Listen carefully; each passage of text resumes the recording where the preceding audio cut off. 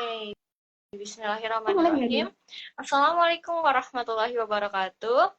Halo teman-teman Waalaikumsalam. semua, perkenalkan nama aku Siti Ananda Masuri dari Logistik Kelautan B2. Di sini aku akan memimpin podcast malam ini, guys. Nah, dan hari ini kita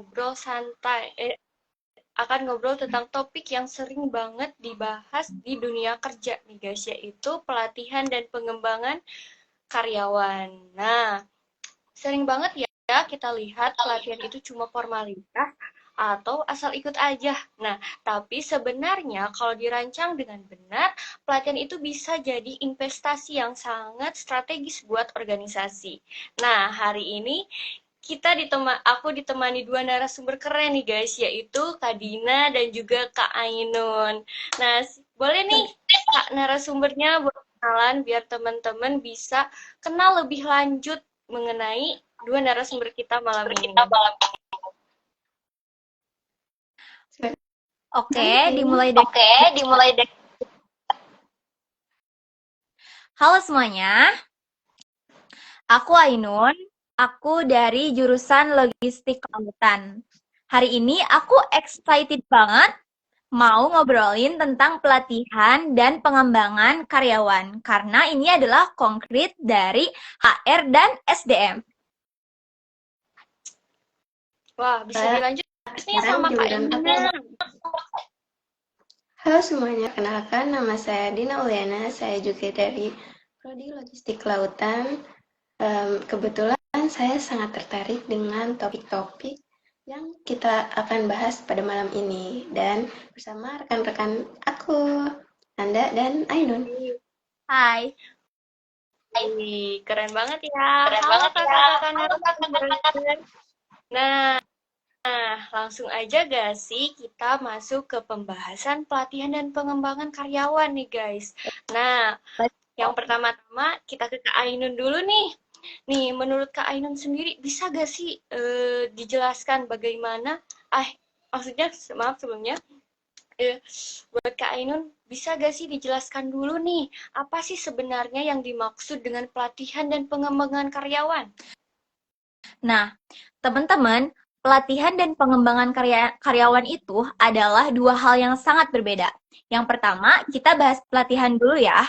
Jadi, pelatihan atau training itu adalah hal yang berfokus pada peningkatan keterampilan teknis yang dimana itu bisa langsung dipakai di dalam dunia pekerjaan. Contohnya itu ada pelatihan Excel, pelatihan komunikasi, dan yang lainnya, yang biasanya itu berdurasi sangat pendek. Yang kedua, ada pengembangan. Nah, pengembangan sendiri itu punya arti yang sangat luas, teman-teman. Contohnya tuh ada pelatihan kepemimpinan. Nah, di mana kita itu di pelatihan kepemimpinan itu kita bisa meningkatkan eh, atau mengembangkan jiwa kepemimpinan kita, teman-teman. Terus Wih, menurut jurnal Sales 2012, pelatihan itu nggak boleh asal dibuat tahu. Mereka bilang training is a systematic process. Artinya, pelantikan itu harus dirancang dengan pendekatan ilmiah yang dimulai dari analisis kebutuhan, perencangan metode, sampai dengan evaluasi dan dampaknya. Begitu kira teman-teman. wih, berarti mindset mindset bahwa yang penting ikut pelatihan itu keliru ya Kak. Harusnya dilihat sebagai proses sistematis gak sih? Iya, betul banget, Nan. Bahkan salah salah dan bilang banyak perusahaan salah kaprah. Mereka berinvestasi besar tapi nggak paham bahwa how, how you design and deliver training jauh lebih pada jumlahnya. Wih, ternyata banyak banget perusahaan yang salah kaprah. Mereka memilih investasi besar, padahal nggak paham bahwa how you design and deliver training itu jauh lebih penting loh guys. Menarik banget ya. Nah, sekarang kita ke Kak Dina nih, guys. Nah, katanya nih, guys, Kak Dina tuh sempat baca artikel tentang Telkom. Yuk, ceritain, Kak, gimana pelatihan yang dilakukan Telkom dengan contoh yang baik.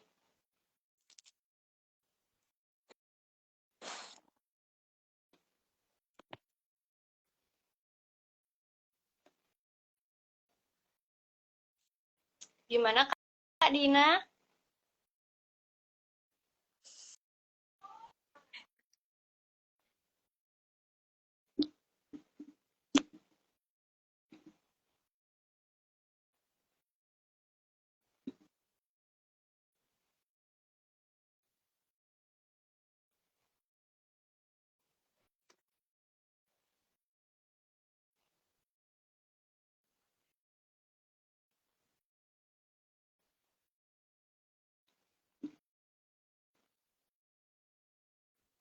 Kok nggak lagi?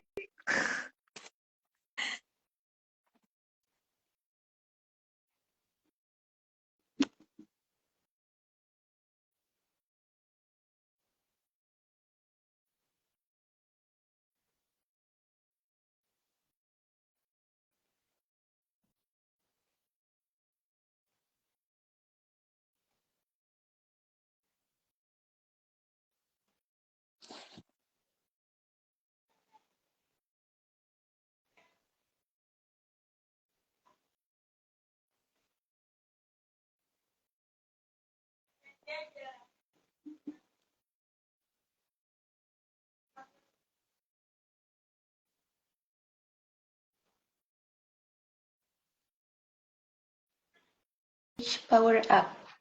Jadi, tujuan utamanya itu membangun budaya belajar yang berkelanjutan di lingkungan kerja mereka.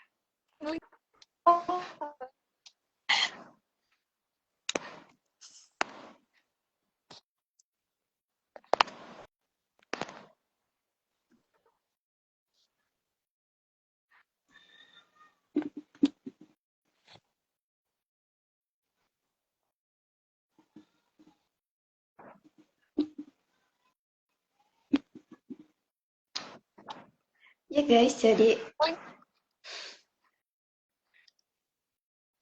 di Telkom itu ada yang namanya pelatihan yang biasa disebut Knowledge Power Up. Jadi pelatihannya itu bukan sekedar pelatihan biasa, tapi juga menggunakan kayak teknologi kayak webinar, terus kedua mereka mengadakan pelatihan yang biasa disebut Knowledge Power Up.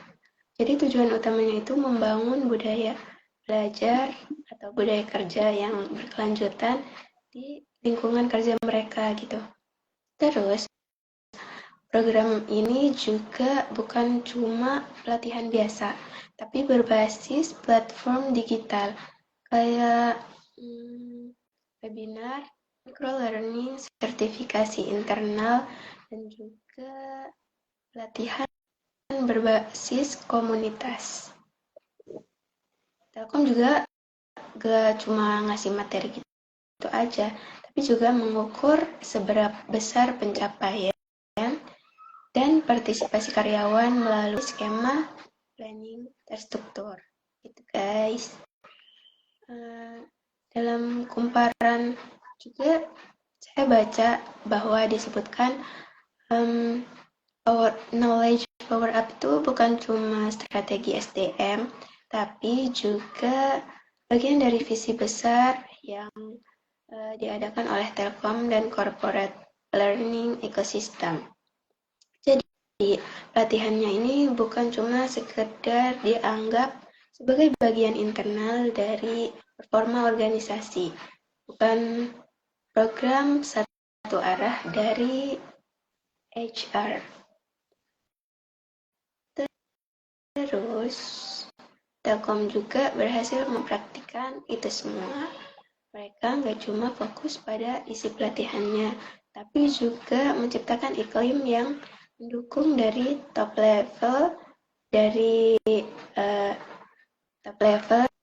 sampai karyawan level bawah juga.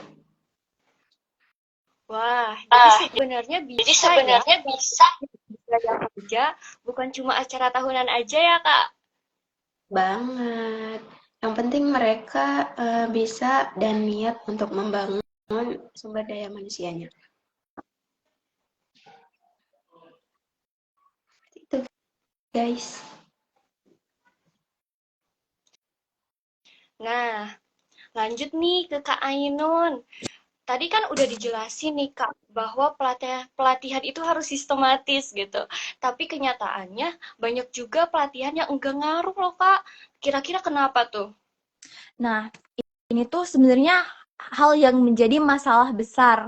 Banyak banget tuh di organisasi yang kayak gitu.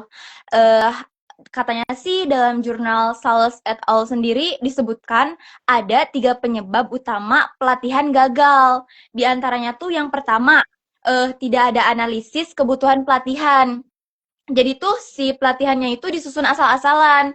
Harusnya tuh ada training needs analysis dulu biar kita tuh tahu kayak pelatihan itu tuh untuk apa dan tujuannya tuh untuk siapa gitu. Nah, yang kedua tuh karena minimnya dukungan dari atasan dan organisasi. Sebenarnya dukungan dari atasan itu adalah hal yang sangat penting juga loh, teman-teman, karena bisa membantu kita untuk termotivasi. Nah, yang ketiga itu tidak ada evaluasi pasca pelatihan.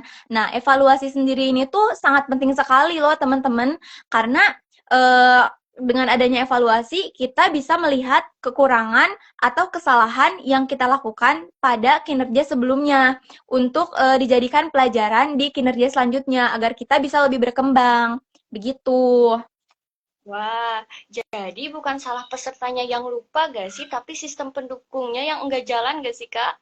Nah, betul banget tuh Kananda. Bahkan Sales sendiri menyebutkan bahwa training transfer itu perlu banget karena ilmu-ilmu setelah pelatihan itu harus banget langsung diterapin gitu. Karena kan kalau misalkan nggak diterapin, ya pelatihannya itu pasti gagal lah. Begitu. Betul. Ya. Nah, sekarang balik lagi nih ke Kak Dina. Apa sih solusi konkret supaya pelatihan benar-benar terdampak gitu, Kak?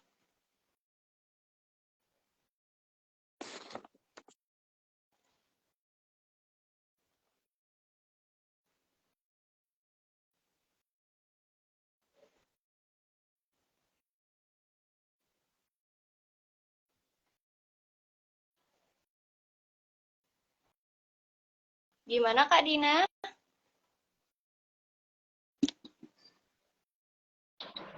Jadi guys, itu intinya harus ada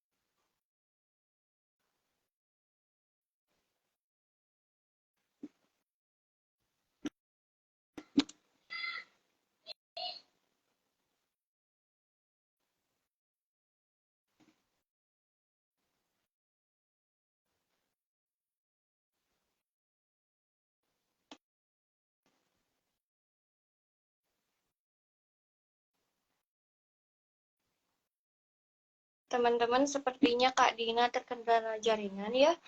Eh,